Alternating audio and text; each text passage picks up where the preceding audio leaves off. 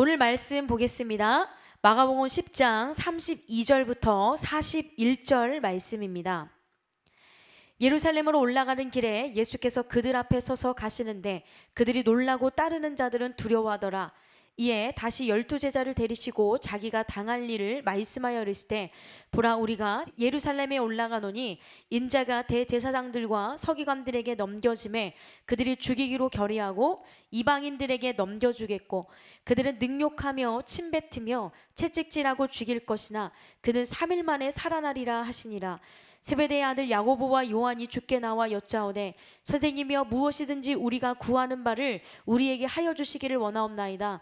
이르시되 너희에게 무엇을 하여 주기를 원하느냐? 여짜오되 주의 영광 중에서 우리를 하나는 주의 우편에 하나는 좌편에 앉게 하여 주옵소서. 예수께서 이르시되 너희는 너희가 구하는 것을 알지 못하는도다. 내가 마시는 잔을 너희가 마실 수 있으며 내가 받는 세례를 너희가 받을 수 있느냐?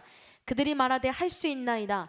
예수께서 이르시되 너희는 내가 마시는 잔을 마시며 내가 받는 세례를 받으려니와 내 좌우편에 앉는 것은 내가 줄 것이 아니라 누구를 위하여 준비되었든지 그들이 얻을 것이니라. 10제자가 듣고 야고보와 요한에 대하여 화를 내거늘. 하나님은 살아계십니다. 생명을 살리는 리더십, 두 번째 시간 소통의 리더십이라는 제목으로 은혜를 나눌 텐데 큰 은혜 받을 수 있기를 소원합니다. 제가 어제 어떤 사람들은 자신이 리더가 아니기에 리더십이 필요 없다라고 말하는 사람이 있다라고 말씀을 드렸습니다. 그러나 여러분, 가정의 부모가 되어도 이미 리더의 자리에 있는 것이죠. 자녀를 하나님께로 잘 이끌어줄 리더의 위치에 서 있기 때문입니다. 또한 한 학급의 교사는 그 학급의 리더입니다. 한 회사의 사장은 그 회사의 리더입니다. 어떤 공동체든 리더가 없는 것이 없죠. 그래서 인간은 누구나 리더십이 있어야 됩니다. 오늘은요, 이 두 번째 시간으로 소통의 리더십에 대해서 알아볼 것입니다. 먼저 제가 한 기사를 읽어드리겠습니다. 2017년 5월 23일 이 연합뉴스에 나온 글인데요. 직장인들 절반 이상이 부하들과 소통하는 리더가 최고의 리더라고 생각한다는 조사 결과가 나왔다. 직장인 교육 전문기업 휴넷은 직장인 812명을 대상으로 최고 경영자 CEO에 대해 조사한 결과 소통형 리더가 52.4%로 1위를 차지했다고 23일 밝혔다. 소통형 리더란 부하들과 함께 아이디어를 고민하고 의사결정에 적극적으로 참여하는 리더를 말한다. 구성원을 존중하고 섬기는 서번트 리더가 25.7%로 2위에 올랐고 부하 직원에게 권한을 위임받고 의사결정을 맡기는 위임형 리더 9.9%로 3위를 차지했다라고 말했습니다. 그러니까 사람들은요, 이 직장인들도 어떤 리더를 원하느냐? 바로 소통형 리더를 원한다는 것이에요. 그렇습니다. 그래서 리더에게 있어서 정말 중요한 능력은 바로 소통의 능력입니다. 리더에게 이 소통의 문제가 있으면 그 공동체는 방향을 잃어버린 공동체가 되어버리기 때문입니다. 사실 리더란 따르는 자가 없으면 존재 가치가 없어요. 리더가 왜 있어요? 따르는 자가 있기 때문에 리더가 되는 것이죠.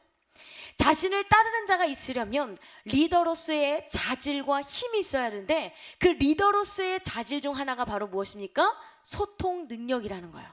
가정의 부모님이 된다고 생각해 보세요. 가정의 부모가 리더라면 자녀와 무엇이 이루어져야 되죠? 소통이 이루어져야 된다는 거예요. 그 소통 능력이 참 중요한데요. 이 리더는 팀원과 함께 성과를 만들어가는 사람이기 때문에 리더가 제 역할을 감당하기 위해서는 조직원 간의 원활한 소통이 이루어져야 합니다. 그래서 리더십에서 의사소통은 매우 중요한 사항인데요. 리더십과 커뮤니케이션 사이에는 밀접한 관계가 있습니다. 조직사회에서 소통은 매우 중요합니다.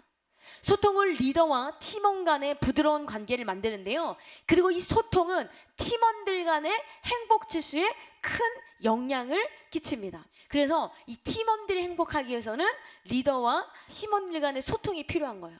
최고의 리더는 사람의 마음을 움직인다의 저자 문희강 씨는 리더의 소통에 대해 이렇게 말했습니다. 이렇게 해라, 저렇게 해라 라는 방식은 지시와 명령의 수직적 리더십으로 업무의 효율성을 높이는 데 한계가 있다. 따라서 지시나 명령보다는 감정을 자극하여 스스로 업무의 중요성을 파악하여 처리하는 소통, 리더십이 세계적 추세이다. 창의적인 조직은 소통으로 문제를 원만하게 해결한다. 일방적인 지시나 통제 방식보다 스스로 동참하게 유도하는 리더십이 창조적 리더십으로 부각되고 있다. 서로 다른 생각을 공감하는 방법은 소통이다. 어떤 말을 어떤 순간에 사용하여 상대의 감정을 자극하여 감동시킬 것인가에 따라서 창의적 리더십으로 인정받을 수 있다. 개인이나 조직의 성공 비결은 이렇듯 감정과 감동에 의한 소통 방법에 있다라고 했습니다. 소통이 굉장히 중요한 것에 대해서 말씀을 하고 있는 거예요. 리더십에 있어서 이 소통은요 참 중요한 것입니다. 그렇다면 여러분은 소통하며 사십니까? 이 사실 소통이란 무엇인가요? 서로 말과 마음이 통하고 연합한다는 의미예요. 마음이 통하고 말이 통하면 그 사람과 더 친해질 수 있습니다. 그래서 피터 드러커는요 의사소통에서 가장 중요한 것은 듣는 것이다 라고 했어요. 그래서 소통을 잘하는 사람은요 말하지 않아도 알아요. 여러분 정말 지혜로운 사람이 될 수 있기를 소원합니다. 그리고 생텍쥐 베리는요 제대로 볼 수 있는 것은 마음을 통해서만 가능하다. 가장 본질적이고 귀한 것은 눈에 보이지 않는다 라고 했습니다. 그래서 현대는 소통의 시대인데요 역사상 그 어느 때보다도 소통이 잘 되는 시대로 커뮤니케이션이 굉장히 발달되어 있습니다. 지구촌이 과학기술과 통신의 발달로 온 인류가 쉽게 왕래하며 소통할 수 있는 글로벌 시대가 되었는데 현대를 살아가고 있는 이 우리는 SNS를 통해 시간과 공간의 제약을 넘어서 언제 어디서든지 더 많은 사람과 실시간으로 소통할 수 있게 됐어요. 서로 공감하고 소통하는 일이 그만큼 중요하다고 생각하기 때문입니다. 그러나 현재의 인간관계나 사회를 보면 최악의 불통시대라고 해도 과언이 아니죠. 부모와 자녀 간의 불통, 기성세대와 젊은 세대 간의 불통, 믿는 자들과 믿지 않는 자들의 불통 등 이 모든 불통은 우리를 불행하게 만드는 거예요. 가정이든 교회든 직장이든 서로가 통하지 않으면 그곳에서 병이 생기는 거예요. 공동체가 병이 듭니다. 그런데 세상은 왜 이 불통의 세대가 되었을까요? SNS가 발달하고 여러 가지 모든 것들이 발달한 이 세대 가운데 왜 더 소통이 아니라 불통이 되었을까요? 바로 그것은 인간의 죄 때문입니다. 창세기 11장 1절에 보면 온 땅의 언어가 하나요 말이 하나였다라 라고 말하는데요 노아 시대의 대홍수가 끝났어요. 그리고 거기서 살아남은 사람들은 다시 하나님으로부터 너희는 생육하고 번성하여 땅에 가득하여 그 중에서 번성하라 라는 명령을 받았습니다. 인간은 그 명령대로 온 땅에 퍼져 번성하기 위해 이 동방으로 이동하던 중 기름진 시날 평야를 만나자 생각을 바꿨어요. 여러분들도 하나님의 명령을 따라서 자꾸 움직이는데요 여기가 좋아, 여기가 좋사오니 그래서 하나님의 명령대로 움직이는 것이 아니라 그곳에 머물 때가 있잖아요. 그러니까 인간들도 마찬가지였다는 거죠. 생각을 바꿨어요. 그리고 온 지면의 흩어짐을 면하라고 했습니다. 그래서 거기에 성읍과 탑을 건설하고 그 탑이 하늘에 닿게 한 것이죠. 그것이 바로 무엇입니까? 바벨탑입니다. 그러니까 사람들의 마음이 교만해지고 하나님의 말씀에 순종하지 않자 자신만의 탑을 쌓으려고 한 것입니다. 그때 하나님께서 그 바벨탑을 쌓는 것을 막기 위하여 그들의 언어를 혼잡하게 하시고 서로 알아듣지 못하게 하셨어요. 창세기 11장 5절에서 6절 보니까 여호와께서 이르시되 이 무리가 한 족속이요 언어도 하나이므로 이같이 시작하였으니 이후로는 그 하고자 하는 일을 막을 수 없으리로다. 자, 우리가 내려가서 거기서 그들의 언어를 혼잡하게 하여 그들이 서로 알아듣지 못하게 하자 하시고 여호와께서 거기서 그들을 온 지변에 흩으셨으므로 그들이 그 도시를 건설하기를 그쳤더라.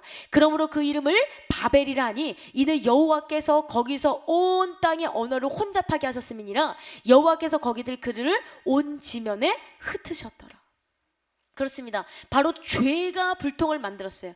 네, 인간이 하나님께 불순종하여 생긴 그 불통의 문제는 하나님께서만 푸실 수 있게 되었습니다.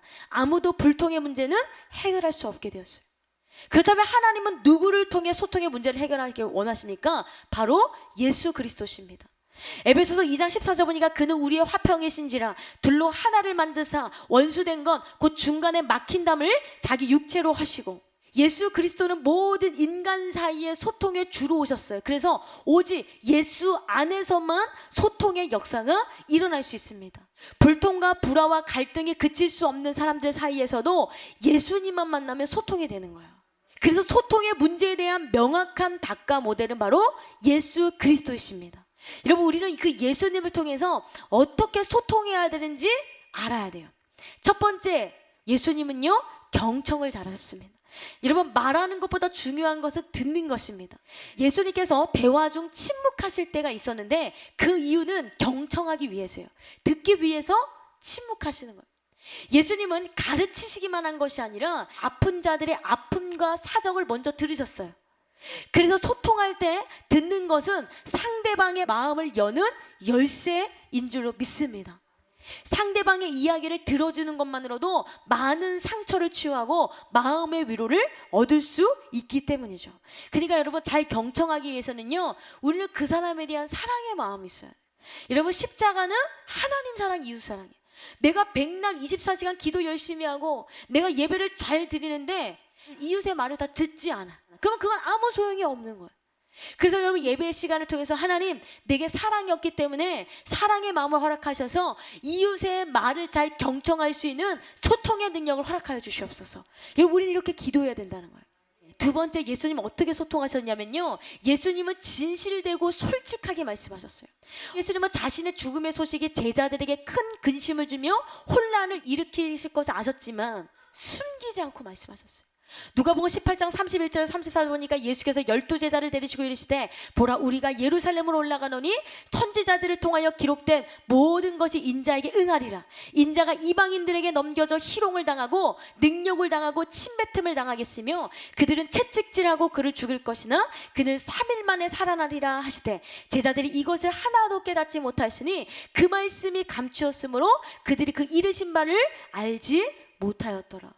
벌써 제자들은 혼란스러울 것을 아셨어요. 그럼에도 불구하고 예수님은 너무나 솔직하고 진실하게 그 상황에 대해서 말씀하셨다. 이것이 바로 리더예요. 리더는 솔직하고 진실하게 말을 해야 돼요.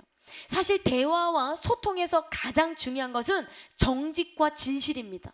거짓말하고 숨기는 태도는 아무리 하얀 거짓말이라고 할지라도 신뢰를 깨는 주된 원인이 되는 거예요. 진실하고 솔직한 대화와 소통은 오해가 커지는 것을 막고 문제를 해결할 수 있는 방법을 찾기 때문에 여러분, 우리는 정직해야 돼요. 진실해야 돼요. 소통의 능력자가 될 수 있기를 소원합니다. 세 번째, 예수님은 어떻게 소통하셨습니까? 예수님은 어떤 질문에도 성실하게 대답하셨어요. 여러분, 예수님께 만나러 온 사람들은요 모두 예수님을 좋아하는 사람들이었을까요? 모두 착한 마음으로 찾아오지 않았습니다. 예수님을 올무에 빠뜨리기 위해서 온 사람들도 있었어요. 또한 자신의 의를 자랑하던 청년의 물음도 있었습니다. 그러나 예수님은요 외면하지 않으시고 성실하게 대답해 주셨어요. 마태복음 22장 16절에서 21절 보니까 자기 제자들을 헤롯 당원들과 함께 예수께 보내어 말하되, 선생님이여, 우리가 아노니 당신은 참되시고 진리로 하나님의 도를 가르치시며 아무도 꺼리는 일이 없으시니 이는 사람을 외모로 보지 아니하심이니이다. 그러면 당신의 생각은 어떠한지 우리에게 이르소서. 가이사에게 세금을 바치는 것이 옳으니까 옳지 아니니까 하니, 예수께서 그들의 악함을 아시고 이르시되, 외식하는 자들아, 어찌하여 나를 시험하느냐? 세금 낼 돈을 내게 보이라 하시니 데나리온 하나를 가져왔거늘, 예수께서 말씀하시되, 이 형상과 이 글이 누구의 것이냐? 이르되 가이사의 것이니이다. 이에 이르시되, 그런즉 가이사의 것은 가이사에게, 하나님의 것은 하나님께 바치라. 시험하러 온 자들이 물어보는 거예요. 근데 시험하러 온 것을 아심에도 불구하고 가이사의 것은 가이사에게 줘라, 이러면서 예수님은 그 말에 굉장히 성실하게 대답하셨다는 거죠. 그런데 우리는 때때로 대답할 가치가 없어, 무시할 때가 있습니다. 그러나 이런 태도는 상대로 하여금 나에 대한 불신을 만드는 거예요. 소통을 잘하기 위해서는 무엇보다도 성실해야 됩니다. 상대가 비록 내 수준과 맞지 않고 말이 잘 안 통한다고 해도 더 나은 관계를 만들기 위해선 우리는 최선을 다해서 성실하게 대답해야 될 줄 믿습니다. 예수님은요 그 사람의 의도를 알매도 불구하고 성실하게 대답하셨다는 거예요. 네 번째, 예수님은 어떻게 소통하셨습니까? 예수님은 상대방을 칭찬하고 배려하면서 대화하셨어요. 그리고 상대방의 자존감을 높여주셨어요. 여러분, 칭찬은 고래도 춤추게 하죠. 마태복음 15장 27절에서 28절 보니까 여자가 이르되 주여 올소이다마는 개들도 제 주인의 상에서 떨어지는 부스러기를 먹나이다 하니 이에 예수께서 대답하여 이르시되 여자여 내 믿음이 크도다 내 소원대로 되리라 하시니 그때로부터 그의 딸이 나으니라. 예수님이 일부러 테스트하셨잖아요. 그럼에도 불구하고 여인이 부스러기라도 줬사오니 나에게 달라 라고 예수님에게 말씀하실 때에 예수님은 그 믿음을 칭찬하셨다. 와, 내 믿음이 크도다. 그래서 우리는 이렇게 칭찬받는 자가 되어야 될 줄 믿습니다. 다섯째, 예수님은 어떻게 소통하셨냐면 때로는 말을 절제할 줄 아는 능력이 있으셨습니다. 이런 말이 있습니다. 말을 배우는데 2년이 걸리지만 침묵을 배우는 데는 60년이 걸린다라는 말이 있죠. 누구나 듣기보다 말하기를 좋아하기 때문입니다. 그러나 우리는 내가 말하려고 하기 이전에 상대에게 먼저 귀 기울여 줘야 돼요. 야고보서 1장 19절 보니까 내 사랑하는 형제들아 너희가 알지니 사람마다 듣기는 속히 하고 말하기는 더디하며 성내기도 더디하라. 예수님은 때론 말을 절제하셨고요, 해야 할 말씀은 지혜롭게 말씀하셨어요. 예를 들면 우리 유수님 목사님도 이 제자를 훈련시킬 때에 아직 성도님들 중에는 양육의 단계가 있고 훈련의 단계에 있는 사람이 있어요. 근데 양육의 단계에 있는 사람에게 무조건 혼내시지 않는다는 거죠. 처음에는 칭찬해 주시고 자존감을 높여주셨다가 이제 훈련의 때가 왔을 때는 어떻게 합니까? 그 사람의 작은 흠이 있어도 강하게 말씀하시는. 왜? 그 사람은 훈련의 때이기 때문에. 그래서 그 사람에 맞게 때에 맞게 말을 하실 때가 있고 말을 안 하실 때가 있기 때문에 여러분 우리도 말에 대한 절제의 능력이 있어야 될 줄 믿습니다. 말에 대한 절제의 능력이 있는 자만이 다른 사람에게 상처를 주지 않기 때문이죠. 그런데 많은 사람들이 말을 절제하지 못해서 인간관계에 실패합니다. 한국경제 이 신문에 실린 글인데요, 이렇게 말합니다. 전략이 물질의 아낌이라면 절제는 정신의 아낌이다. 삶이 평온하라면 넘치기 전에 절제하고 말을 아끼며 아닌 것은 과감하게 멈추는 용단이 필요하다. 언어는 생각의 정리이면서 조합이다. 마음속의 생각은 남에게 피해를 주지 않지만 날이 선 생각이 언어로 표현되면 남에게 상처를 준다. 혼란기에는 말과 굴을 줄이는 것이 최고의 절제다. 생각을 절제하며 평온을 유지하고 말을 절제하여 다툼을 줄이자. 말도 에너지다. 말이 없으면 실수가 잦고 나쁜 에너지가 유입된다. 하루에 사용하는 언어의 80%가 미움과 불평이라고 한다. 바꿀 수 없는 일을 놓고 분노하고 비판하는 것은 에너지 낭비다 라고 말했습니다. 그래서 이 이웃과의 바른 소통을 하기 위해서는요, 때론 하고 싶은 말이 있어도 참아야 되는 거예요. 그 사람의 수준에서 말해야 되는 거예요. 때로는 알고 있어도 모르는 척 기다려줄 때도 필요한 것이죠. 바로 우리 목사님께서 그렇게 훈련하고 계시죠. 지혜롭게 대화할 수 있는 여러분 될 수 있기를 소원합니다.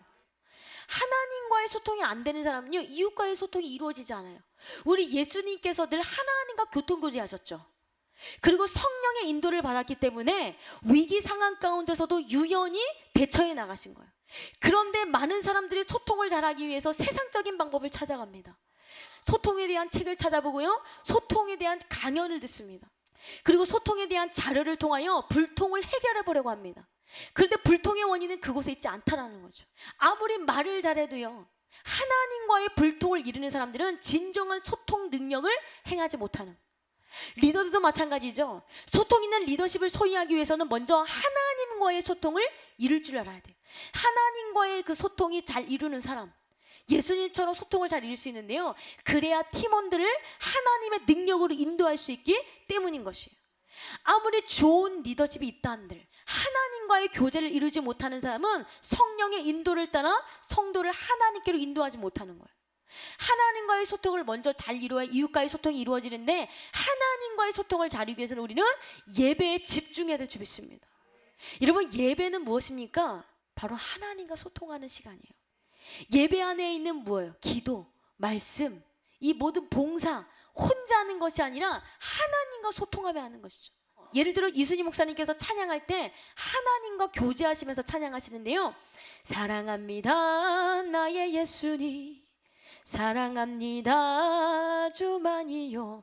그러면 그런 찬양하실 때 성령께서 그래 나도 나를 사랑해, 이런 음성을 들으면서 찬양하신다고 말씀하시잖아요.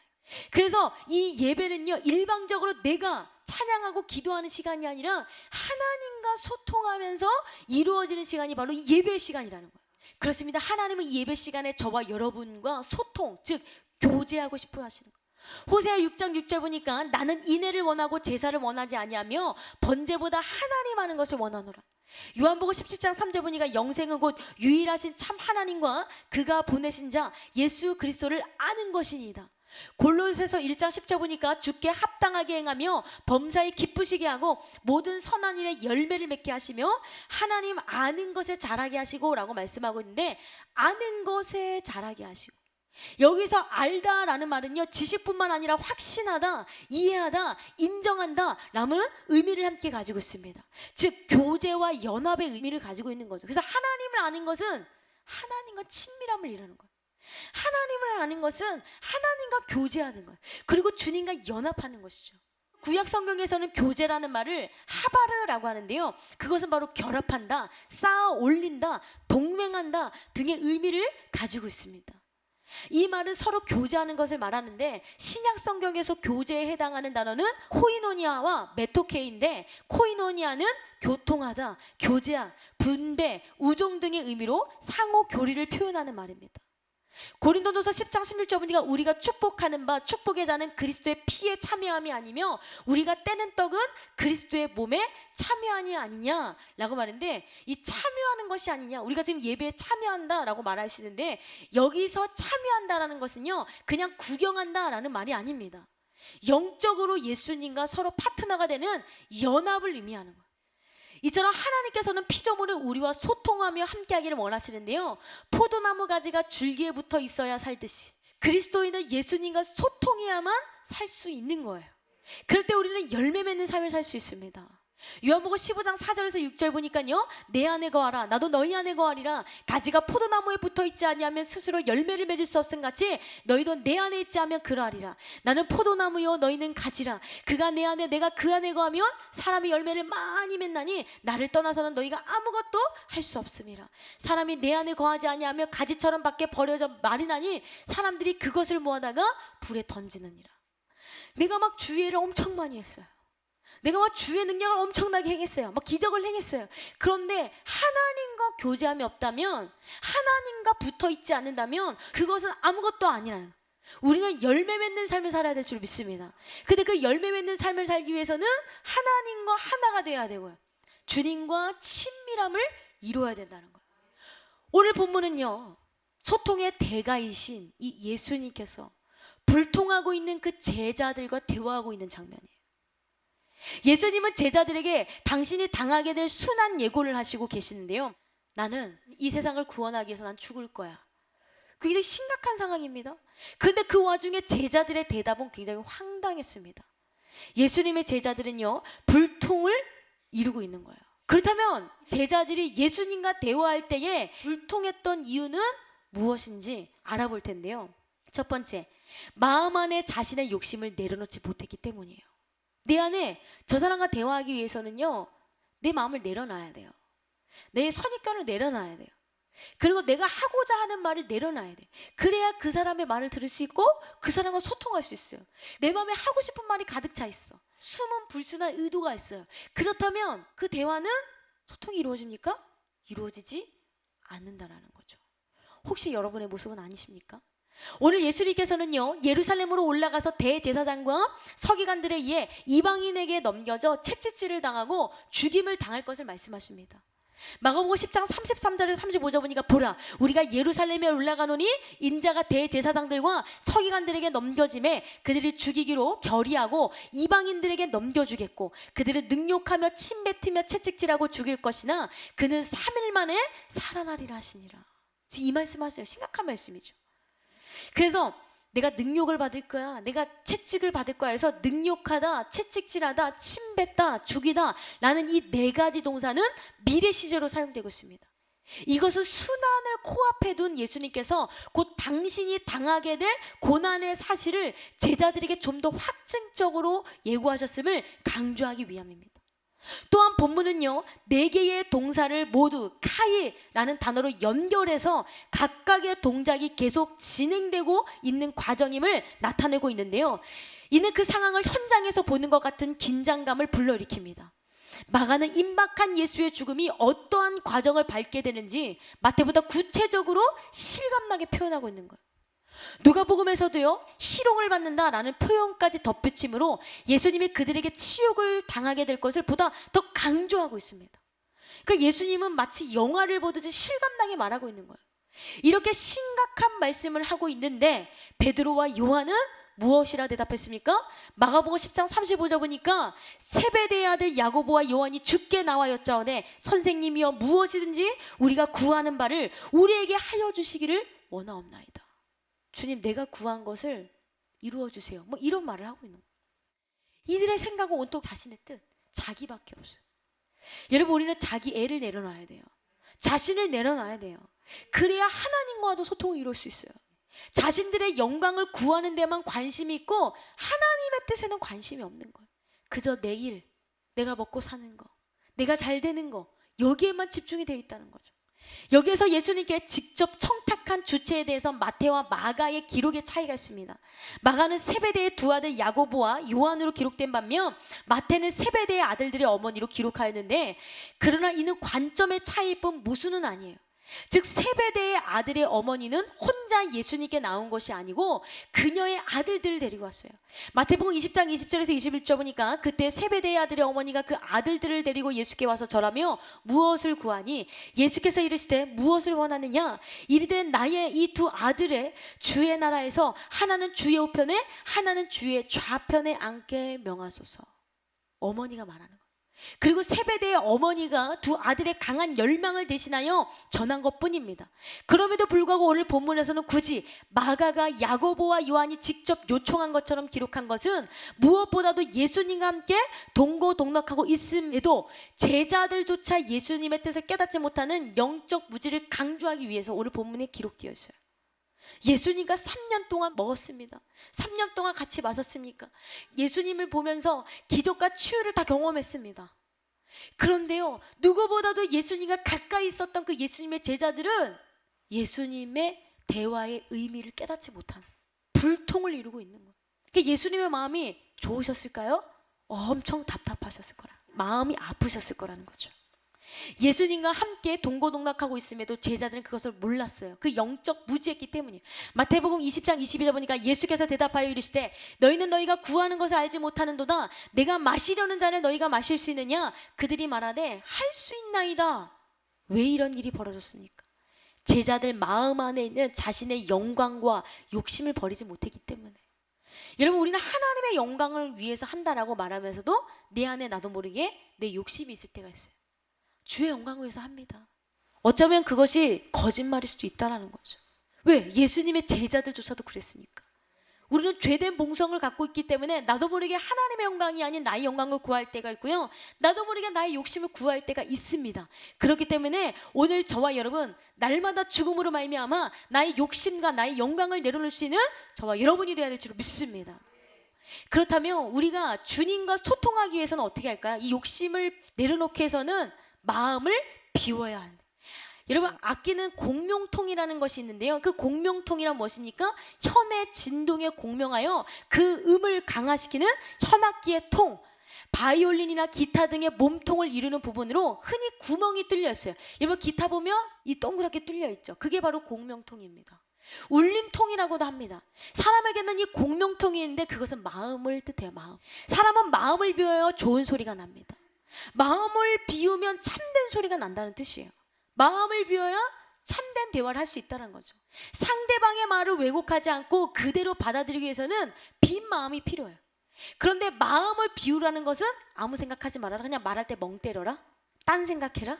마음을 비우라니까 아무 생각하지 말아라, 그냥 생각 없이 말해라, 생각 없이 들어라, 이 말 뜻이 아니에요. 나의 편견과 선입견과 고집을 내려놓으라는 거예요. 편견과 선입견을 내려놓을 때 그 사람과 소통할 수 있어요. 그래서 대화의 궁극적인 목적은 상대와 한 마음이 되는 것입니다. 상대의 생각과 마음을 읽어야 되는 것이죠. 사람들이 진정으로 원하는 것은 자기 말을 들어주고 존중해주며 이해해주는 거예요. 그래서 대화하는 거예요. 내 말을 좀 존중해줬으면 좋겠다. 그런데 내 마음에 선입견이 있으면 대화는 단절되는 것이죠. 무슨 말을 하든 네가 그랬지, 네가 그러면 그렇지, 또 시작이다, 또 시작, 이러면서 싸움이 일어나는 거죠. 그래서 여러분, 귀 기울여 경청하는 일은 사람의 마음을 얻는 최고의 지혜입니다. 그러면 우리는 그리스도의 마음을 품고 상대방의 말을 듣고자 하는 마음이 있어야 될 줄로 믿습니다. 그럴 때 진실한 말을 할 수 있는 거예요. 혹시 여러분 마음 가운데 내려놓지 못한 욕심이 있습니까? 욕심과 자기 영광을 비우지 못하면 아무리 하나님께 기도하며 대화해도 응답받지 못하는 거예요. 이웃과도 불통하게 되는 것이죠. 야고보서 4장 2절 4절 보니까 너희는 욕심을 내어도 얻지 못하며 살인하며 시기하여도 능히 취하지 못함으로 다투고 싸우는도다. 너희가 얻지 못하면 구하지 아니하기 때문이요 구하여도 받지 못하면 정욕으로 쓰려고 잘못 구하기 때문이라. 가늠한 여인들아, 세상과 벗된 것이 하나님과 원수됨을 알지 못하느냐? 그러즉 누구든지 세상과 벗이 되고자 하는 자는 스스로 하나님과 원수되는 것이니라. 욕심을 내려놓아야 된다. 두 번째, 하나님과 소통 방법인 기도에 대한 오해가 있었기 때문에 제자들은요 소통하지 못했어요. 우리는 오늘 본문을 통해서 야고보와 요한이 드린 기도가 잘못되어 한다는 것을 알 수 있어요. 그들의 기도에는 문제점이 있습니다. 예수님이 물어보실 때에 마가복음 10장 35절 36절 보니까 세베대의 아들 야고보와 요한이 주께 나와 여짜오되 선생님이여 무엇이든지 우리가 구하는 바를 우리에게 하여 주시기를 원하옵나이다. 이르시되 너희에게 무엇을 하여 주기를 원하느냐 라고 말하는데, 선생님이여 무엇이든지 구하는 바를 우리에게 주시기를 원하옵나이다. 이것은 주님께 기도하면 무엇이든지 주시는 분이라는 것을 의미하는 거예요. 여러분, 사실은 이 말이 맞아요? 틀려요? 맞는 말이에요. 사실 구하고 찾고 두드리는 자에게 주시는 분이세요. 마태복음 7장 7절에서 11절 보니까 구하라 그리하면 너희에게 주실 것이요 찾으라 그리하면 찾아낼 것이요 문을 두드리라 그리하면 너희에게 열릴 것이니 구하는 이마다 받을 것이요 찾는 이는 찾아낼 것이요 두드리는 이에게는 열릴 것이니라. 너희 중에 누가 아들이 떡을 달라 하는데 돌을 주며 생선을 달라 하는데 뱀을 줄 사람이 있겠느냐? 너희가 악한 자라도 좋은 것으로 자식에게 줄 줄 알거든 하물며 하늘에 계신 너희 아버지께서 구하는 자에게 좋은 것으로 주시지 않겠느냐? 제자들은 맞는 말을 하고 있는. 그런데요, 마태복음 7장과 같은 말씀이 누가복음에도 써져 있어요. 누가복음 11장 9절 13절 보니까 내가 또 너희에게 이르노니 구하라 그러면 너희에게 주실 것이요 찾으라 그러면 찾아낼 것이요 문을 두드리라 그러면 너희에게 열릴 것이니 구하는 이마다 받을 것이요 찾는 이를 찾아낼 것이요 두드리는 이에게는 열릴 것이니라. 너희 중에 아버지 된 자로서 누가 아들이 생선을 달라 하는데 생선 대신에 뱀을 주며 알을 달라 하는데 정갈을 주겠느냐? 너희가 악할지라도 좋은 것을 자식에게 줄 줄 알거든 하물며 너희 하늘 아버지께서 구하는 자에게 성령을 주시지 않겠느냐? 구하는 자에게 주신다는 거예요. 근데 그 구하는 자는 성령이라는 거예요. 성령. 근데 제자들은요 그 구하는 말을 성령을 구하는 것이 아니라 자신의 욕심을 구했죠. 그러니까 기도를 오해했기 때문이에요. 성령님이 우리 안에 오시면 우리는 우리의 욕심대로 구하지 않게 됩니다. 예수님처럼 어떻게 기도하게 됩니까? 예수님 어떻게 기도하셨어요? 십자가 앞에서 내 아버지여 할만하시거든 이 잔을 내게서 지나가게 없소서 그러나 나의 원대로 하지 마옵시고 아버지의 원대로 하옵소서. 이게 기도예요. 여러분 어떻게 기도하세요? 우리는 먼저 성령을 구하셔야 돼요. 성령님이 우리 안에 오시면 나머지 것은 다 구해지는 거예요.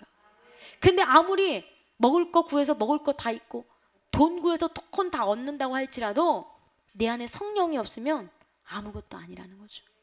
그러나 오늘 요한과 야고보는 기도를 자신들의 뜻을 이루는 맞는 키로 오해했어요. 그래서 그들은 주의 영광 중에 하나는 주의 우편에 하나는 주의 좌편에 앉게 하옵소서 라고 간청했던 것입니다.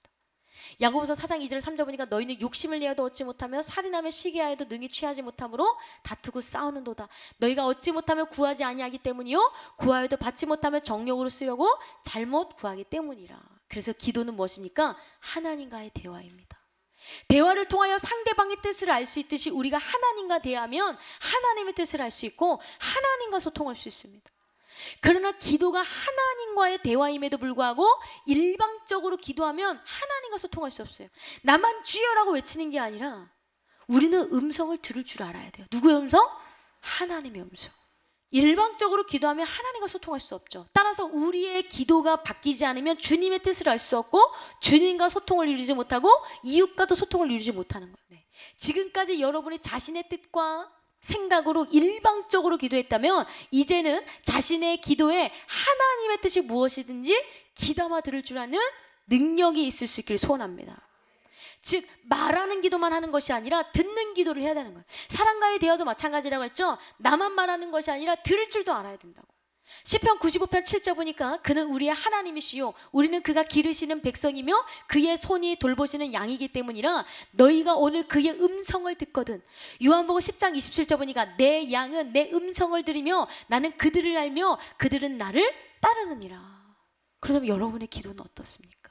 하나님과 서로 뜻이 통하는 소통의 기도를 드리고 있습니까? 아니면 자신의 생각만을 일방적으로 하나님께 전달하는 불통의 기도를 드리고 있습니까?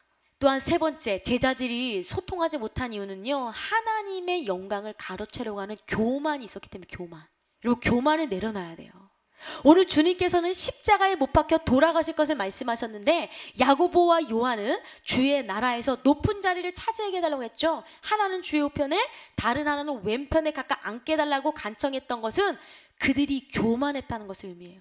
제자란 무엇입니까? 제자란 높은 자리에 있는 것이 아니에요. 특별히 예수님의 제자는 어떻습니까?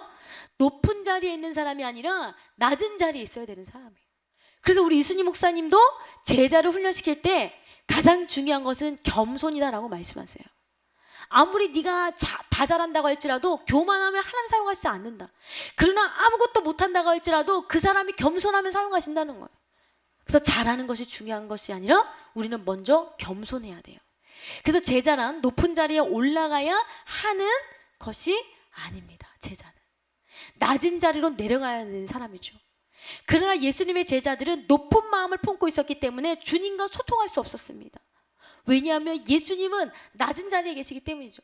제자는 높은 자리에 있고 예수님은 낮은 자리에 있어요. 그러니까 대화가 안 돼요. 예수님은 겸손한 분이시기 때문이죠. 그래서 주님은 교만한 제자들을 책망하시며 야, 내가 마시는 잔을 너희가 마실 수 있어? 물어보셨죠. 그런데 그들은 대뜸 할 수 있나이다 라고 대답하죠. 마가복음 10장 39절 41절 보니까 예수께서 이르시되 너희는 너희가 구하는 것을 알지 못하는도다. 내가 마시는 잔을 너희가 마실 수 있으며 내가 받는 세례를 너희가 받을 수 있느냐. 그들이 말하되 할 수 있나이다. 예수께서 이르시되 너희는 내가 마시는 잔을 마시며 내가 받는 세례를 받으려니와 내 좌우편에 앉는 것은 내가 줄 것이 아니라 누구를 위하여 준비되었든지 그들이 얻을 것이니라. 오늘 본문에서 마시는 잔, 세례 모두 예수님의 고난과 죽음을 상징합니다. 즉 예수님이 마시는 잔은 자기 목숨을 많은 사람의 대속물로 주는 것임을 의미하는 것이죠. 따라서 야고보와 요한이 예수께서 마시는 잔을 같이 마신다는 것, 그것은 예수님과 고난을 같이 하겠다는 의미를 지니게 돼요. 그러나 그들은 예수님의 고난의 의미를 여전히 깨닫지 못한 채 개인적인 영광에 대한 집착과 교만으로 예수님께서 마시는 잔과 세례를 받을 수 있다고 당당하게 말했지만 예수님이 십자가 지셨을 때 당당하게 주님의 잔을 마셨습니까? 다 도망갔어요. 다 부인했어요. 제자들은요 분명 이렇게 될 수밖에 없는 사람들이죠. 그런데 그들이 교만했던 거죠. 난 맞을 수 있습니다. 결국에는 주님을 도망가게 되는 그런 일이 벌어지는 거예요. 이런 제자들의 교만을 아시는 주님은 너희 구하는 것을 너희가 알지 못한다 라며 안타까워하셨어요. 네가 내 마음을 아니. 그렇습니다. 이런 마음을 갖고 있는 한 그들은 예수님과 소통할 수 없어요. 우리도 마찬가지입니다. 교만한 사람은 하나님과 불통, 사람들과의 불통을 이루게 돼요. 그러나 겸손한 사람은 소통하는 인생을 살아요. 겸손한 사람은요 자신을 낮추고 상대방의 입장에서 대하기 때문이죠. 내 입장을만 생각하는 것이 아니라 상대방의 입장을 생각할 수 있는 여러분들에게 소원합니다. 하루는 어떤 철학자가 소크라테스에게 찾아와 물었습니다. 어떻게 하면 대화를 잘할 수 있습니까? 그래서 소크라테스는 이렇게 말했다고 해요. 대화를 잘하는 비결은 그 사람의 언어로 말하는 것이다. 그 사람의 언어, 그 사람의 수준에서 말하는 것이. 그렇습니다. 우리가 낮아질 때 상대방의 입장에서 생각하게 되고요, 상대방의 입장에서 말하고 듣게 되는 것이에요. 불통이 불만입니다의 저자 홍석고 씨는요 상대방의 입장에서 말한다는 의미를 이렇게 설명하고 있습니다. 소통을 잘하고 인간관계를 잘하는 것은 내 입장이 아니라 상대방의 입장으로 생각하는 것이다. 생각의 전환이 필요하다. 마음의 안경을 바꿔 쓰지 않으면 소통도 어렵고 인간관계도 힘들다. 안경의 색깔에 따라 세상은 다른 색으로 보인다. 내가 소통하고자 하는 사람의 안경으로 세상을 바라보는 훈련을 해야 된다. 예수님은 언제나 약자의 시선으로 세상을 바라보셨다. 그러나 우리는 세상의 시선으로 이웃을 바라본다. 세상은 능력과 성과로 사람을 평가한다. 그래서 우리는 서로 공감하고 함께하기보다 경쟁하며 앞서가려고 한다. 경쟁하는 인간관계는 오래가지 못한다. 경쟁은 철저히 혼자 되는 것이기 때문이다. 함께하고 싶다면 소통과 공감을 해야 된다. 내 입장만 주장하는 것이 아닌 상대방의 처지를 생각할 수 있어야 된다라고 말했어요. 그러니까 다른 사람의 입장을 먼저 살펴보라는 거죠. 이런 사람은 겸손한 사람이에요. 근데 내 입장에서 생각하면요, 저 사람이 이 말을 했을 때 상처를 받을까? 저 사람이 이 말을 했을 때 마음이 아플까? 절대 생각을 못하는 거죠. 내 입장에서만 말하기 때문에. 그렇습니다. 우리는 상대방의 입장에서 볼 수 있는 겸손함이 있어야 돼요. 그럴 때 소통하는 인생을 살 수 있습니다. 우리는 지금까지 본문을 중심으로 왜 제자들이 예수님과 소통이 이루어지지 않았는지를 살펴보았죠. 그런데요, 예수님의 제자들이 소통이 이루어졌을 때가 있었습니다. 언제 이후에? 오순절 성령 강림 이후에 소통이 이루어진 줄로 믿습니다. 여러분, 낙심하지 마세요. 난 소통이 안 돼요. 여기 부모님들도 계시는데 자녀들이요, 엄마 아빠는 말이 안 통해. 엄마 아빠는 나한테 상처만 줬잖아. 그래서 마음 아파하는 분들 있으십니까? 낙심하지 마세요. 성령님께 구하시면, 성령님이 우리 안에 오시면 우리 안에 소통의 역사가 이루어진다는 거예요. 가정 안에 소통의 역사가 이루어진다는 거예요. 그래서 우리가 먼저 구할 것은 성령의 충만함인 줄 믿습니다. 사도행전 2장 1절에서 찾아보니까 오순절 날이 이미 이름에 그들이 다 같이 한 곳에 모였더니 호련히 하늘로부터 급하고 강한 바람 같은 소리가 있어 그들이 앉은 온 집에 가득하며 마치 불의 혀처럼 갈라지는 것들이 그들에게 보여 각 사람 위에 하나씩 임하였더니 그들이 다 성령의 충만함을 받고 성령이 말하게 하심을 따라 다른 언어들로 말하기를 시작하니라. 여러분, 사도행전 또 2장 6절에서 8절 보니까 이 소리가 나매 큰 무리가 모여 각각 자기의 방언으로 제자들이 말하는 것을 듣고 소동하여 다 놀라 신기하게 여기되 보라, 이 말하는 사람들이 다 갈릴리 사람이 아니냐? 우리가 우리 각 사람이 난 것 방언으로 듣게 되면 어찌 됨이냐? 성령이 오신 사건은 소통과 뗄래야 뗄 수 없는 사건이었어요. 또한 이 사건은 단지 말하는 사건이 아니라 듣는 사건이었습니다. 이 사도행전은 오순절 성령 강림 때 이 단어가 나옵니다. 6절에 듣고, 또한 8절에 듣게 되는 것, 11절에 듣는도다. 제자들의 말을 듣는 사람들은요, 각 나라에서 온 사람들이었어요. 각 나라에서 온 사람들이라는 것을 거듭 언급하고 있는 것은 거기 모인 사람들이 흩어져 살던 사람들이라는 사실을 강조하기 위함이었습니다. 그런데 그들이 흩어진 이유는 바벨탑 사건 때 하나님을 대적했기 때문에 각 나라의 언어가 달라졌다고 했죠. 아까 바벨탑 사건. 그런데 오순절 성령 강림 이후로 이 언어가 하나가 되는 일이 벌어지는 거예요. 자신들의 말을 배운 적이 없는 사람들의 입에서 나오는 말을 듣게 되는 거죠. 저 사람 어부 아니야? 저 사람 우리 출신 아닌데? 아니 어떻게 우리 말을 다 하지? 어떻게 된 거야? 깜짝 놀란 거죠. 제자들은 다른 나라 말을 배운 적이 전혀 없었어요. 그 말은 제자들이 스스로 하려고 한 것이 아니라 다만 성령이 충만하게 임하신 결과였다는 거죠. 오순절 성령 강림 이후 오랫동안 흩어졌던 말이 하나로 모아진 것입니다. 불통하던 것에 소통의 역사가 일어난 것입니다. 그렇습니다. 성령은 하나님과 인간, 그리고 인간과 인간을 하나가 되게 하는 최고의 네트워크를 구축하시는 거예요. 교회 안에서도 소통이 이루어지지 않는다. 그렇다면 성령의 충만함을 받아야겠죠. 악한 마귀는 서로 어떻게 합니까? 분열하게 합니다. 미워하고 시기하고 질투하고 불통하게 만들어요. 서로 싸우게 되는 것입니다. 그리고 대립하게 하죠. 그게 바로 악한 영의 역할입니다. 그러나 성령님은 그와는 반대로 하나가 되게 하십니다. 성령님은요, 막힌 것을 뚫어서 하나가 되게 하시는 분이신 줄 믿습니다. 그뿐만 아닙니다. 성령은요, 남녀노소를 하나가 되게 하는 거예요. 노인과 청년, 자녀들, 남종과 여종 등 모두에게 내리셨고 하나가 되게 하셨어요. 사도행전 2장 16절을 보니까요, 이는 곧 선지자 요엘을 통하여 말씀하는 것이니 일렀을 때 17절 하나님이 말씀하시기를 말세에 내가 내 영을 모든 육체에 부어주리니 너희의 자녀들은 예언할 것이요 너희의 젊은이들은 환상을 보고 너희의 늙은이들은 꿈을 꾸리라. 그때 내가 내 영을 내 남종과 여종들에게 부어주리니 그들이 예언할 것이요. 뭐 여자든 남자든 종이든 하나가 되는 거예요. 우리 백성교회에서 그런 일이 일어나잖아요. 백성교회는 전교인이, 특별히 인천 백성교회는 주일학교가 많아요. 주일학교부터 청년, 뭐 학생, 어른, 할머니, 할아버지 한 곳에서 예배를 드려요. 오전 예배. 근데 우리 목사님 설교 시간이 좀 길잖아요. 그런데요, 이 주일학교 아이들이 맨 앞자리에서 움직이지도 않고요, 끝까지 예배를 드려요. 왜냐하면 성령께서 강력하게 역사하시니까 이 아이들도 그 하나님의 말씀을 이해를 하기 시작하는.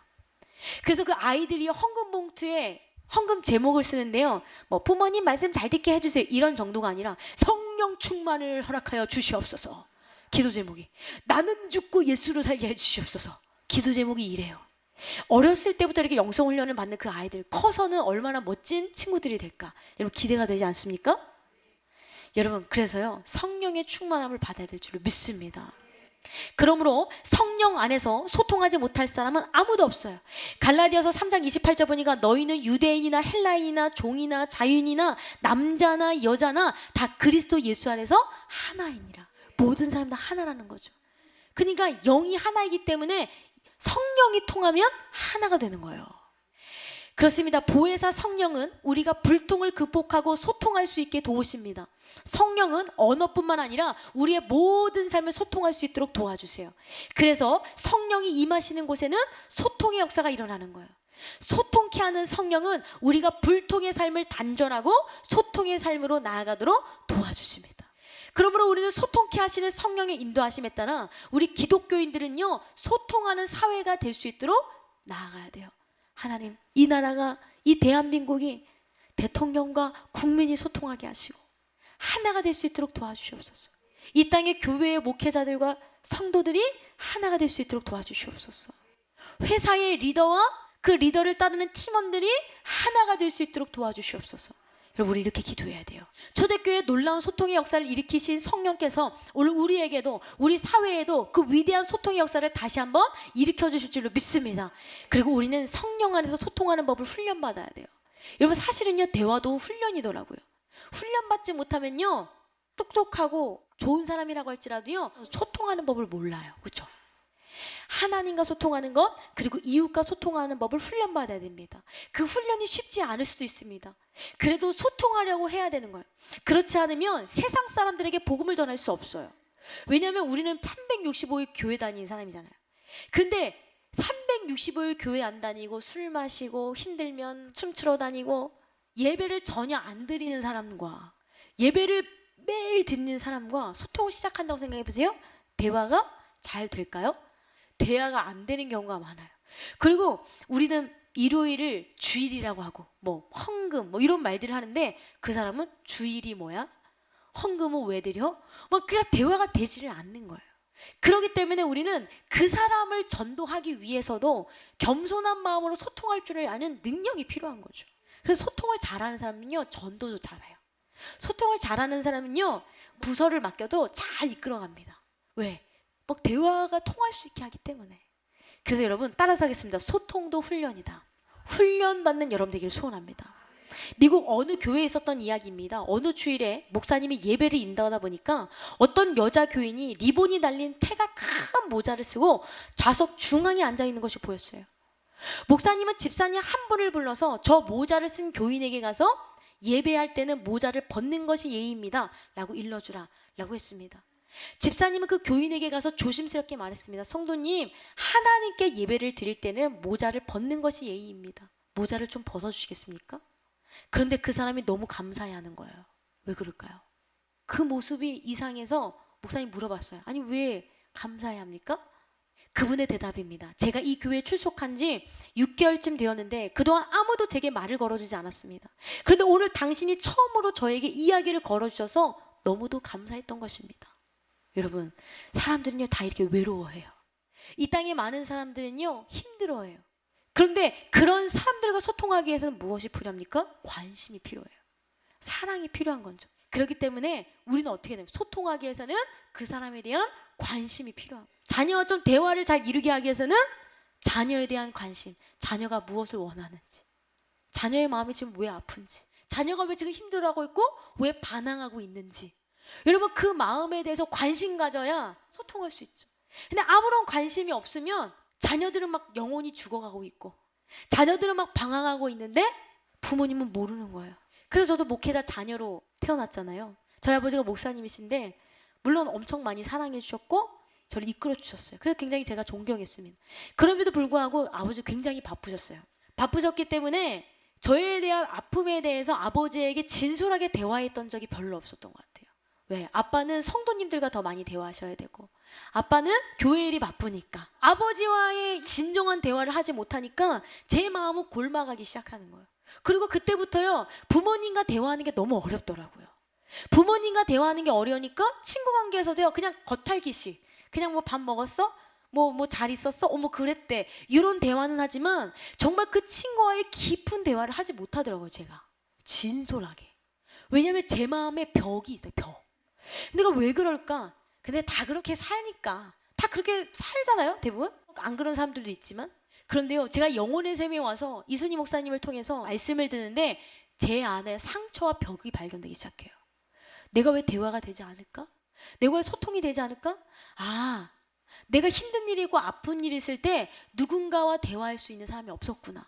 그렇다고 내가 신앙생활을 참 잘하면 하나님과 기도하면서 풀었을 텐데 그것도 아니고 이것도 아니고 저것도 아니고 내 안에 상처만 쌓아져 있고 내 안에 벽만 쌓아져 갔구나. 그래서 사춘기 때 방황을 했구나. 그것을 깨닫기 시작해요. 하나님 나를 치유해 주세요. 내 안에 벽을 깨트려 주시옵소서. 내 안에 소통하지 못하는 그 어둠을 몰아내 주시옵소서. 하나님 앞에 기도하게 되는 거예요. 하나님 앞에 기도하니까요 안 보이던 사람들이 보이기 시작해요. 그것은 바로 뭐냐면 사람들에게 관심을 두기 시작한다는 거죠. 저 사람이 저런 게 힘들어하네? 저 성도님이 저런 걸 힘들어하네? 교회에 이게 필요하네? 약간의 통찰력이 생기기 시작합니다. 근데 저는요 그게 절대 없었던 사람이에요. 여러분 그래서 우리는 어떻게 해야 됩니까? 빨리 뚫으셔야 돼요. 소통이 돼야 돼요. 그래야 영혼도 하나님께 인도할 수 있는 거예요. 여러분만의 그 벽을 내려놓을 때 정말 자녀의 마음을 이해할 수 있고 성도님들의 마음을 이해할 수 있고, 그리고 이 땅에 신음하고 있는 영혼들, 사람들이 막 아파하고 있잖아요. 나 외로워요. 나 좀 도와주세요. 나 지옥 가기 싫어요. 이런 사람들의 그 아우성을 직접 말하지는 않지만 그냥 영의 소리로 듣는 거예요. 여러분 진짜 소통을 잘하는 사람 아까 뭐라고 했죠? 말하지 않아도 들을 줄 아는 사람이라 했잖아요. 여러분 우리가 이렇게 대화를 할 때요 그 사람이 숨은 의도가 있어요. 그렇죠? 동기가 있어요. 우리 목사님도 때로는 말을 이렇게 돌려서 하실 때가 있어요. 왜? 상처받을까 봐. 그런데 정말 똑똑한 사람은 돌려서 말씀하셔도 바로 합니다. 아, 목사님이 이걸 고치길 원하시는구나. 목사님이 이것을 잘하길 원하시는구나. 굉장히 지혜로운 사람이 이걸 잘합니다. 그런데 지혜롭지 못한 사람, 뭔가 소통이 되지 않는 사람은 그냥 고지고대로 들어요. 목사님 이렇게만 말씀하셨는데 못 알아듣는 거예요. 그리고 우리 어떻게 해야 돼요? 틀을 내려놓으셔야 돼요. 나만의 틀을 완전히 깨트릴 때에 진정한 대화가 이루어지기 시작하는 거죠. 그렇습니다. 서로에게 관심을 가지는 작은 일을 사랑으로 시작해봐요. 사랑이 있어야 돼. 작은 소통의 물꼬가 트이기 시작하게 됩니다. 이렇게 사랑으로 시작된 소통과 교제는 하나님과의 소통과 교제와 연합이 이루어질 수 있게 하는 거예요. 요한복음 14장 23절 보니까 예수께서 대답하여 이르시되 때 사람이 나를 사랑하면 내 말을 지키리니 내 아버지께서 그를 사랑하실 것이요 우리가 그에게 가서 거처를 그와 함께 하리라. 하나님을 사랑하면 이웃과도 사랑을 이룰 수 있다라고 말씀하시는 거예요. 여러분 그래서 오늘 우리가 정말 구해야 될 것은요 소통이지만 정말 더 구할 것은 사랑과 관심입니다. 내 안에 사랑이 부족하다, 내 안에 관심이 부족하다, 그것을 깨닫는다면 오늘 기도함으로 말미암아 변화돼서 여러분의 가정이 엄마 아빠가 이렇게 변화됐네, 어머 저 집사님 진짜 막힌 분이셨는데 저렇게 뚫리셨구나, 여러분 이런 칭찬을 받게 되는 역사가 일어나게 되는 거예요. 그리고 그런 리더가 또 되어야 됩니다. 그럴 때 이 많은 죽어가는 영혼을 하나님께로 인도하게 될 줄로 믿습니다. 결론적으로 오늘 우리는 생명을 살리는 리더십 두 번째 시간 소통 소통의 리더십이라는 제목으로 은혜를 나눴죠. 리더에게 있어서 정말 중요한 능력은 소통의 능력입니다. 리더에게 소통의 문제가 있으면 그 공동체는 방향을 잃어버린 공동체가 되어버리기 때문입니다. 소통의 문제에 대한 명확한 답과 모델은 바로 누구시라고요? 예수 그리스도십니다. 예수님이 소통의 대가이세요. 그렇다면 예수님이 이 땅에 계실 때 어떻게 소통하셨습니까? 아까 제가 예수님의 소통 방법에 대해서 말씀을 드렸는데, 첫 번째, 경청을 잘하셨습니다. 여러분, 잘 들어야 돼요. 말하는 것보다 중요한 것은 듣는 것입니다.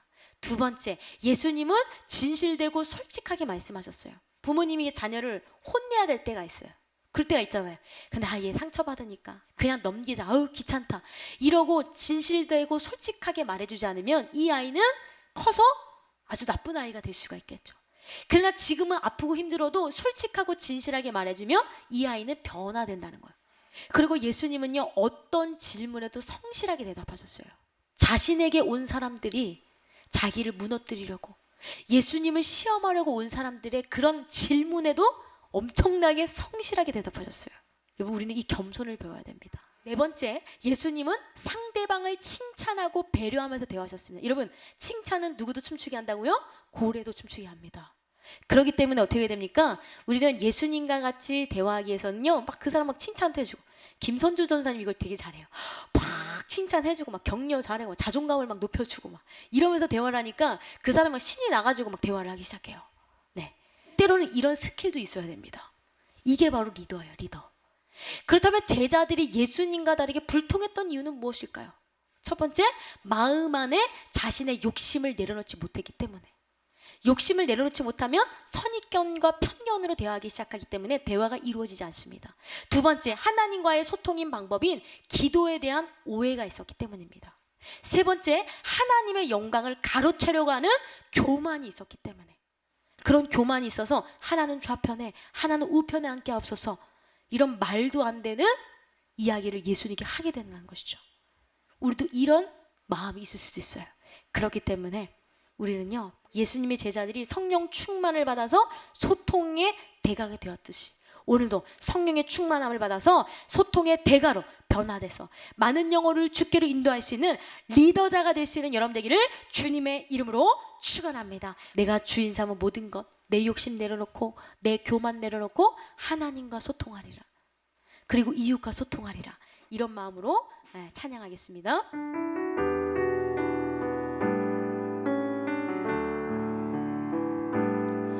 내가 주인 삼은 모든 것 내려놓고 내 주 대신 주 앞에 나가, 내가 사랑했던 모든 것 내려놓고 주님만 사랑해.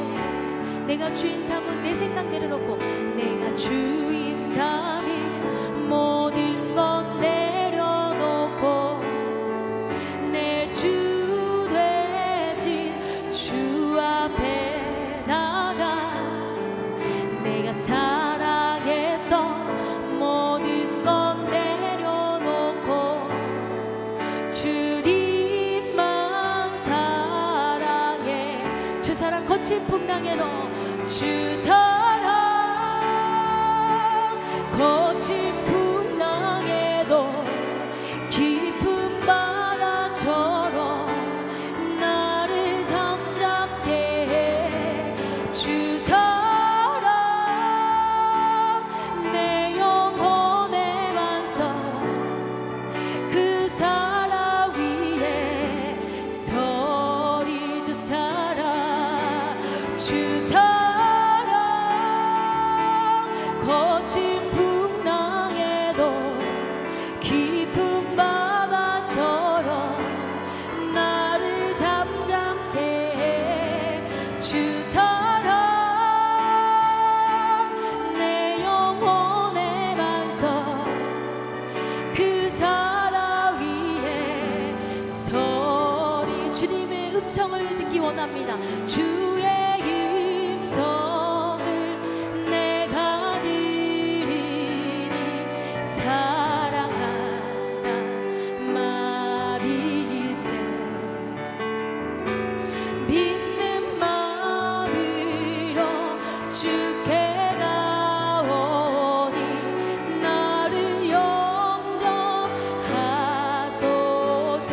내가 매일 십자가 앞에 내가 매일 십자가 앞에 더 가까이 가오니 구세주의 흘린 보배 피로써 나를 정케 다시 한번 주님의 음성 듣기 원합니다. 소통하기 원합니다. 주의 음성이 내가 들으리 사랑한다 말이세 믿는 마음으로 주께 나오니 나를 영접하소서. 아멘. 내가 매일 십자가 앞에 더 가까이 가오니 구세주의 흘린 보배 피로써 나를 정케 하소. 우리 힘차게 주여 넓으신 주여 넓으신 은혜 베푸사 나를 받아주시고 나의 품은 뜻 주의 뜻같이 되게 한 나의 품은 뜻 나의 품은 뜻 주의 뜻같이 되게 하여 나의 품은 뜻 나의 품은 뜻 주의 뜻같이 되게 하여 주소서. 아멘. 내가 매일 십자가 앞에 더 가까이 가오니 구세주의 흘린 보배 피로써 나를 정케 하소서. 주의 보좌로 나갈 때에 어찌하니 기쁘다. 주의 얼굴이 항상 배우니 더욱 친근합니다. 아멘. 내가 매일 십자가 앞에 더 가까이 가오니 구세주의 흘린 보배 피로써 나를 정케 하소서.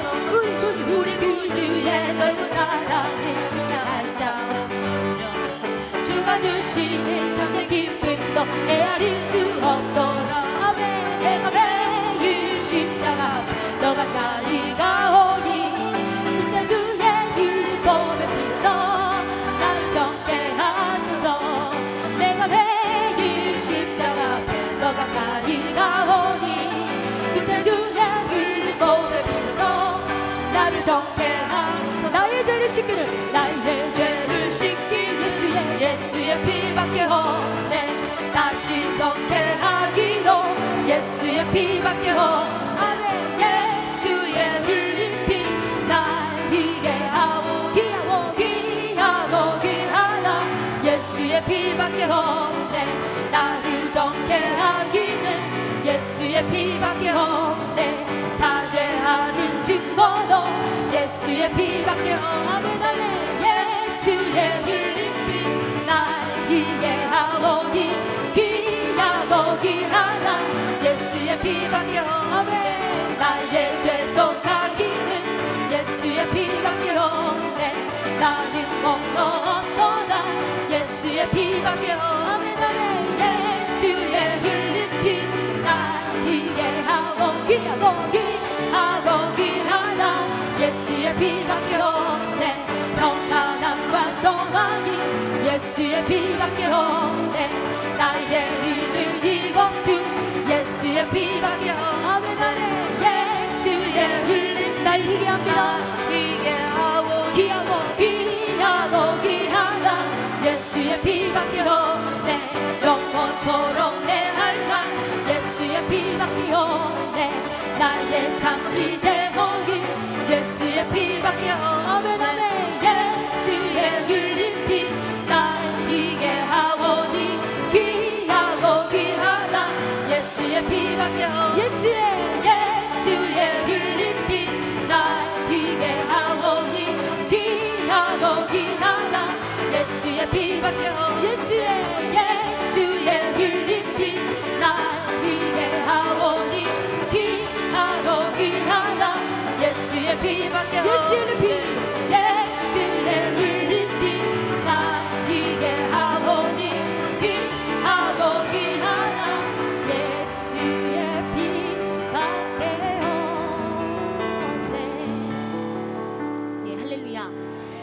예수님은 소통의 대가라고 하셨잖아요. 그래서 제가 굉장히 인상에 깊은 대화는 이 우물가의 여인과의 대화입니다. 이 여인과 대화할 때 이 물이라는 소재 하나만으로 이 여인을요 하나님께로 인도하세요. 근데 그 여인은요 정말 갈망했습니다. 그것은 바로 뭐냐면 예배에 대한 갈망이 있었어요. 그 예배에 대한 갈망이 있었는데 주님은 그 물로 나는 너를 영원토록 목마르지 않게 할 수 있다, 이 말씀을 하시면서 사마리아 여인을 구원해 주셨고, 그렇죠? 사마리아 여인이 온 동네에 나가서 전도하는 역사가 일어나게 되는 거예요. 찬양하겠습니다. 우물가의 여인처럼 난 구했네.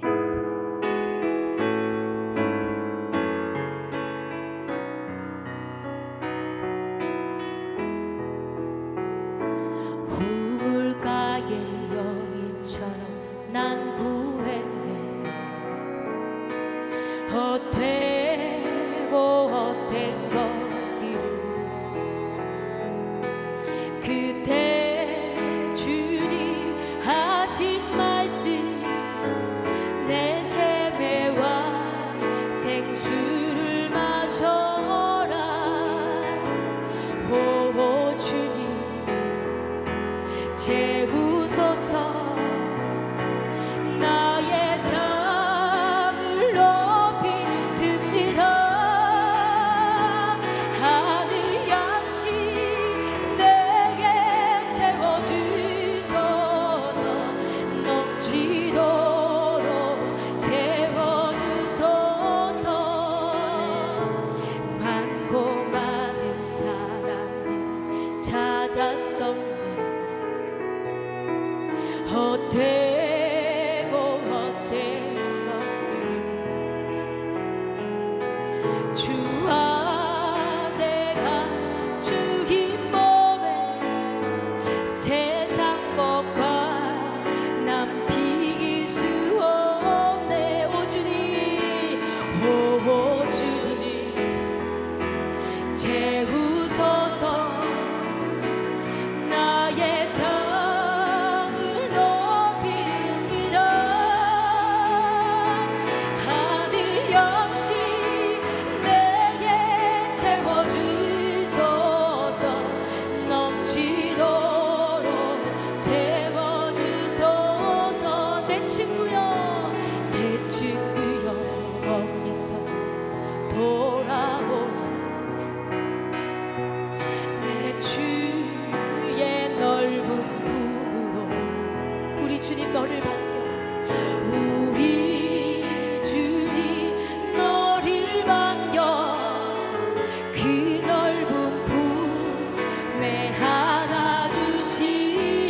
오 주님, 오 주님 채우소서. 나의 잔을 높이 듭니다.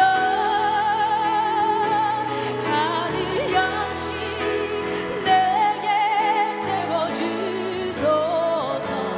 넘치도록 주님 나를 채워주세요. 성령으로. 오 주님 채우소서. 나의 잔을 높이 듭니다. 하늘 양식 내게 채워주소서. 넘치도록 채워주소서. 오 주님 채우소서. 오 주님 채우소서. 나의 잔은 높이 듭니다. 하늘 양식 내게 채워주소서. 넘치도록 채워주소서. 이 시간 주님 앞에 기도할 때 하나님, 내 생각, 내 틀, 선입견, 소통을 방해하는 그 모든 주인 삼았던 것을 내려놓겠습니다. 하나님, 그러나 이제는 주님 성령으로만 채워지기를 원합니다. 성령님께서 제자들에게 임하셨을 때 그제서야 제자들은 소통의 대가가 되었습니다. 그래서 많은 사람을 주님께로 인도할 수 있는 전도의 능력자들이 되었습니다. 그러나 우리는 너무나 불통의 인생을 살아서 많은 사람들을 아프게 했고 많은 영혼을 주님께로 인도하지 못하는 리더의 삶을 살았습니다. 하나님, 우리를 용서하여 주시옵시고 성령의 충만을 허락하여 주셔서 소통의 대가가 될 수 있도록, 소통의 리더자가 될 수 있도록 우리를 사용하여 주시옵소서. 이 시간에 주여 한번 부르시면서 주님 앞에 간절히 기도하겠습니다. 주여,